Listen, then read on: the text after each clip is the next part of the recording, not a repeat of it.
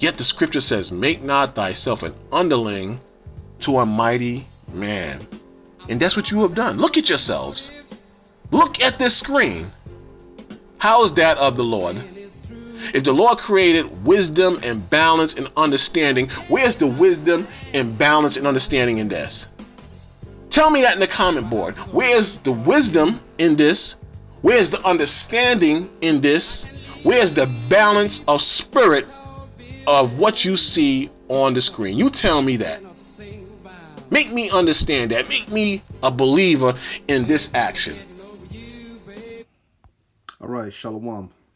I want to start off by giving all praises to Yahweh, Ba'ashem Yahushai, Ba'ashem Rakach Wadash, and double honors to the apostles and elders, a great millstone that taught me this word. Now you're watching a classic scoffing video by Hard Rock Truth. Title of the video is up there on the screen. And in parentheses it says, Snow Dummies Out of Season. But it's spiritual. Look at the views. 1,441. And when you read it backwards, it's the same thing. That's all spiritual. Okay? And this video was published in 2015. All right? Now, if we are snow dummies, so be it. All right? The reason for this video is that we approaching another winter. And we are to be instant in season and out of season, as the scripture said. Okay? Now, 1 Corinthians 4:10. We are fools for Hamashiach's sake, or the anointed's sake, which is talking about Yahushua. We are fools to be out there on the highways and byways, you know, with like when you watch the video, he says snow matted in your hair. Okay? We are fools for Yahushua's sake, man. And this is a thing where we got to endure the elements, man. All right? It reads, for we are fools for Yahushua's sake, but ye are wise in Yahushua. We are weak, but ye are strong. Ye are honorable, but we are despised. And this was Paul writing to the Israelites of Corinth, Greece. Okay? Which the Corinthians, you know, they dealt with wisdom, so on and so forth, man. And they had honorable men among them, so on and so forth.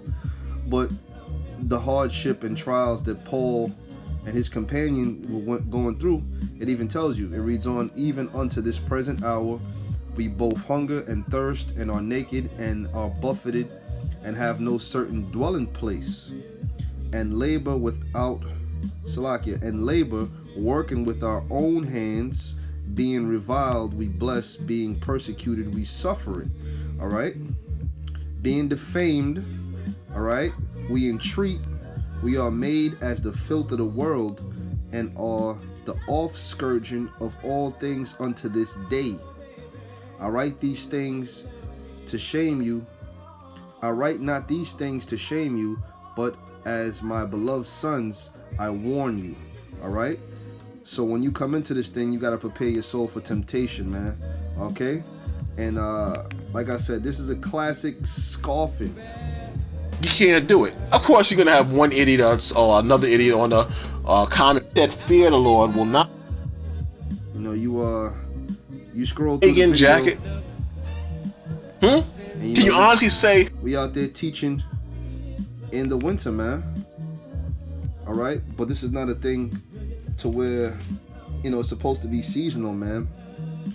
See, when the time comes, the men of the Lord are truly going to be revealed, man. Now, this is Proverbs 20:4, and it reads, the sluggard will not plow by reason of the cold.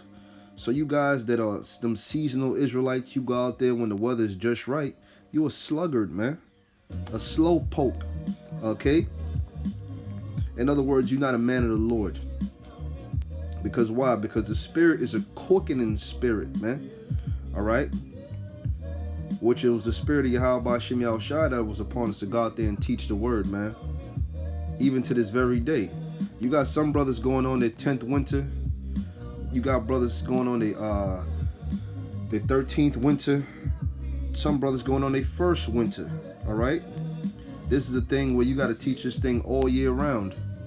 It says, therefore shall he beg in harvest and have nothing. And that's going to be you cats that don't have your hands to the plow, man. You can't take a season off, man.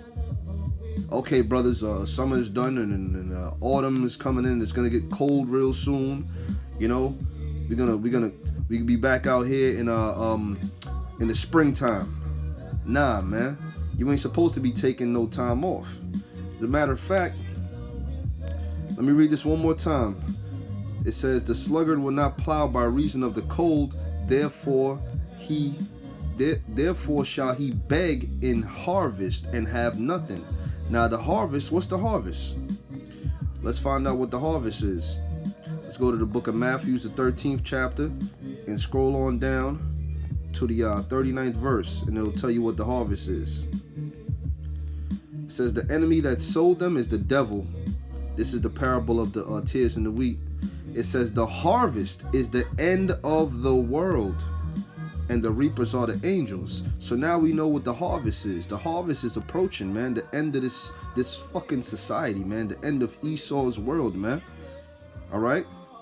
And the scriptures tell you that no more shall a man have to teach his brother. See, in the kingdom, we ain't gonna have to set up camps, man, because everybody's gonna know. Every Israelite is gonna know, and all the nations are gonna know Yahweh Ba'ashem Yahweh Shai.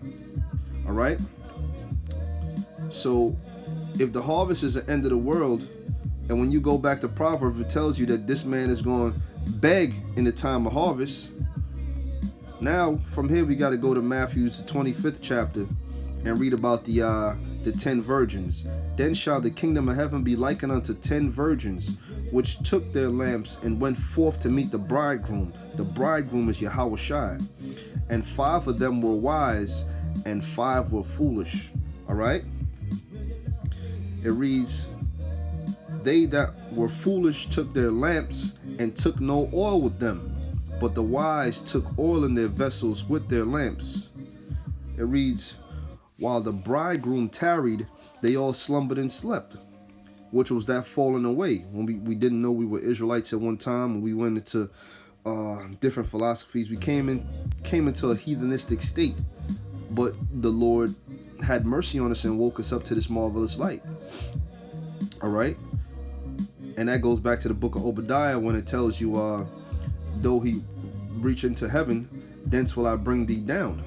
Though thou climb into heaven, thence will I bring thee down. Which is going into this man's, his rocket launches and whatnot, man. Apollo 13, all right? And that was in the late, I believe it was in 1969, somewhere around there.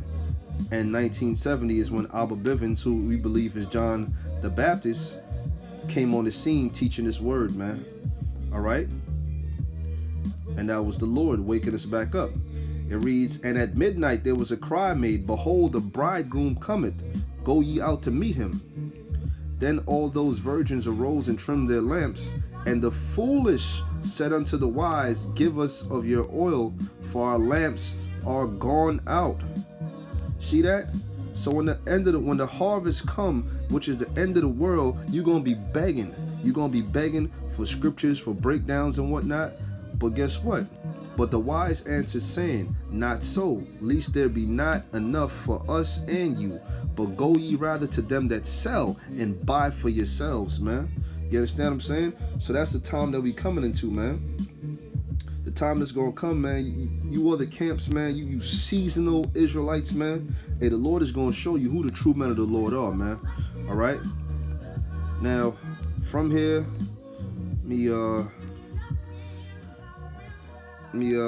Proverbs 25 and I believe it's 3. Just bear with me for one moment. Let me find it. Bear with me for one moment.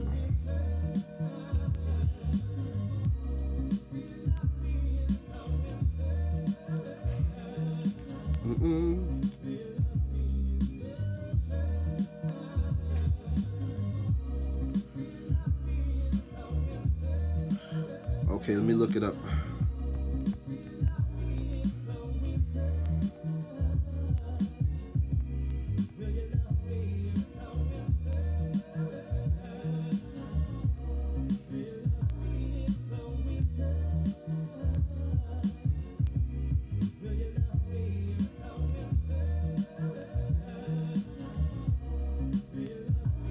Okay, that's Satan, man. I can't find it right now.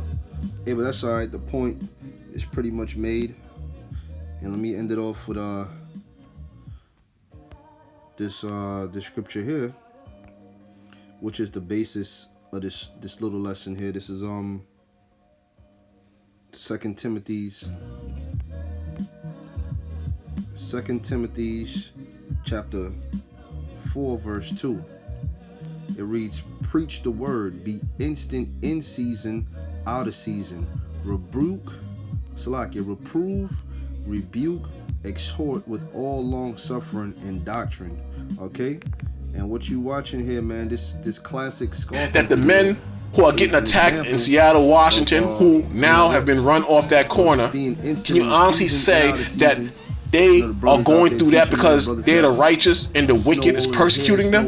Can you honestly say that you fear the Lord, or you understand the Lord, or you believe what's being taught to you by your false elders? And I'll be back at you brothers with another one. Can you honestly say that?